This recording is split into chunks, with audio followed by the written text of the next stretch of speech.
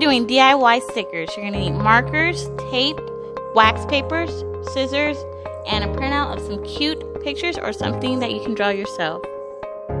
Here we're just cutting them and coloring them.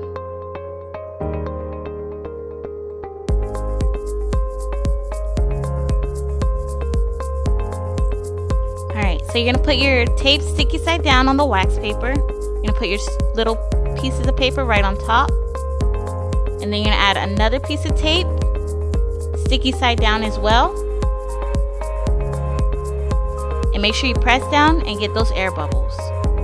So we're going to cut them out, and we're going to leave a little space to give it that sticker effect.